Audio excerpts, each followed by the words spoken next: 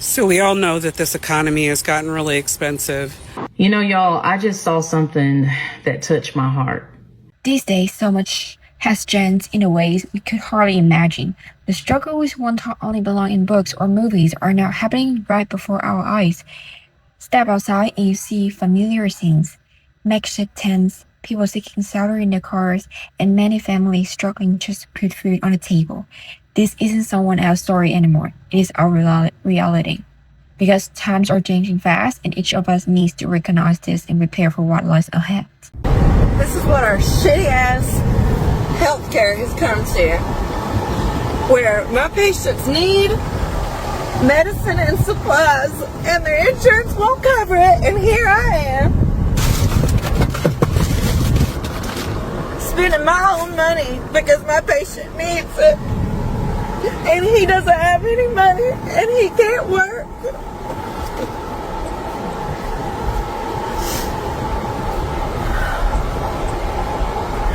And the insurance won't even cover what he needs.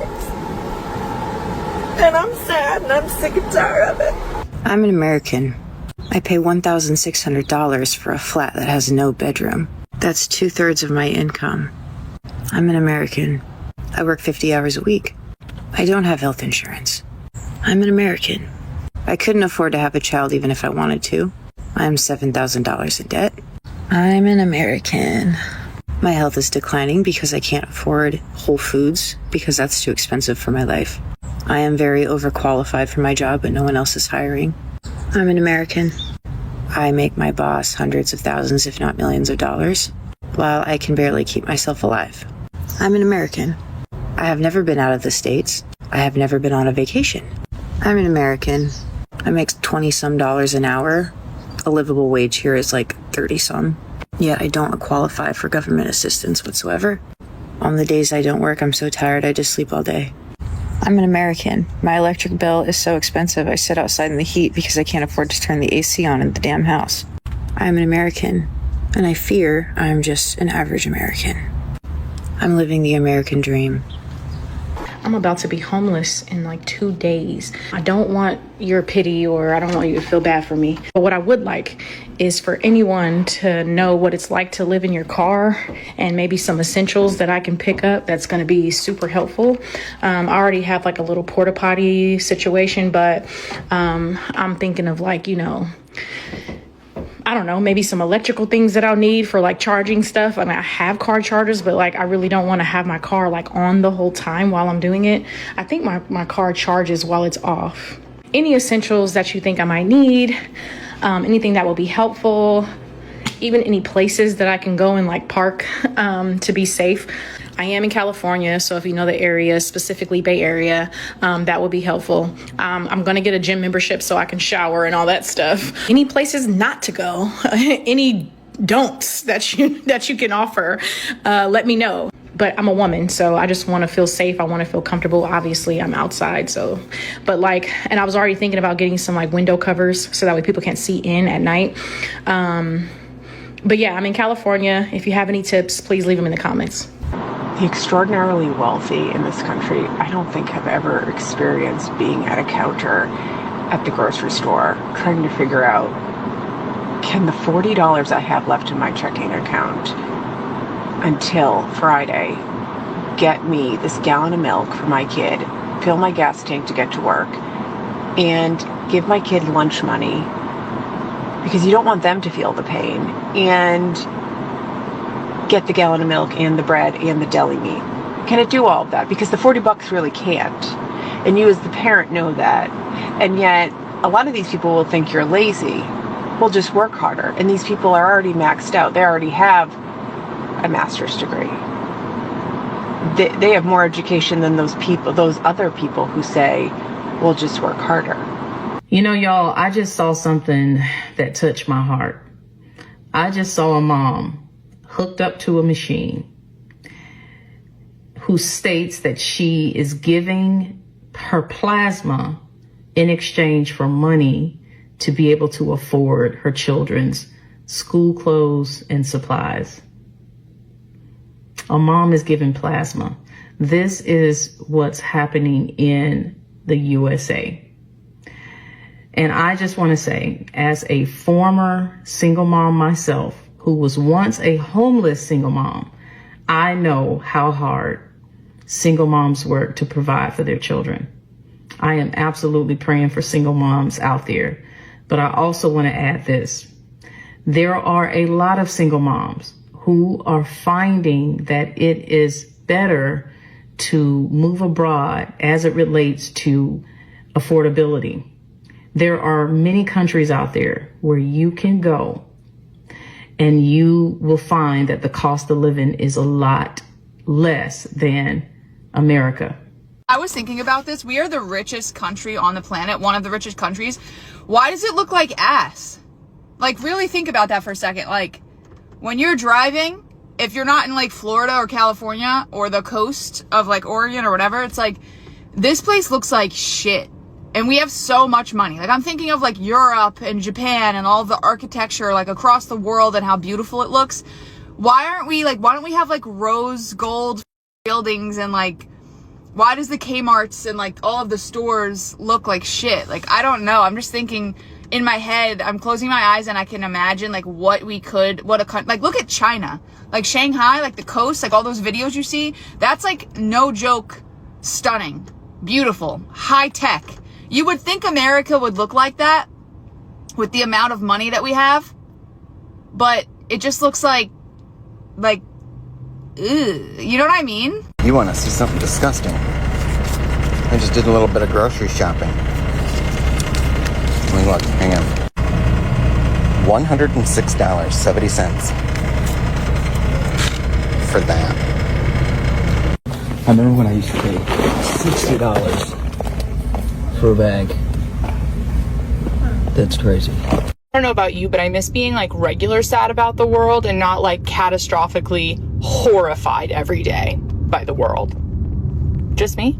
You just don't want to admit it, but van life equals housing crisis. This isn't a vibe, and this is not freedom. This is what happens when housing collapses and survival becomes illegal. Millions of us are being pushed to live into vehicles just to survive. And cities are treating us like shit. And for most of us, van life is the last resort, and we're being hunted for it.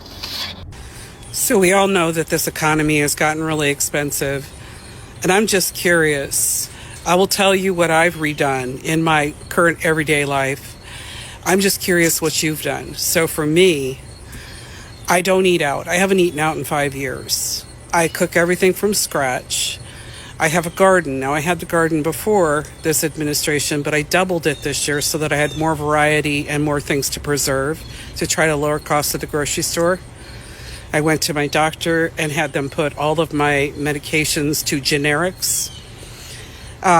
They don't necessarily always work as well, but I decided I had to do something because my out-of-pocket for my meds was around $1,000 every 3 months, and I had to lower that. So I did that. I did that in February. And then I don't go anywhere for vacations. I do staycations because it's just not, I'm not outputting any money right now. I'm trying to pay off all my bills. So I'm limiting trips. So I try to plan ahead and plan my entire month. So I'm only going one day a month to the stores. I do have the luxury of working from home. So that is, I know not everybody has that, but I'm trying to lessen my gas usage, lessen the times that I go places, or if I try to go to places that are closer to home so that I keep that cost down. I have animals. I have 2 chows, and those 2 chows, I went through all of the things that I annually did at the vet and determined which one I thought was a risk and which one I thought wasn't. And a couple of their annual vaccinations I decided I didn't need to do. One is kennel cough. We don't go anywhere. They don't go anywhere besides this house. They're not going to get it from each other because it's exposure to other animals, and we don't go anywhere. Lepto, which is standing water issues. I didn't see that as a need because, again, we don't go anywhere. We live here and there's no standing water in my backyard.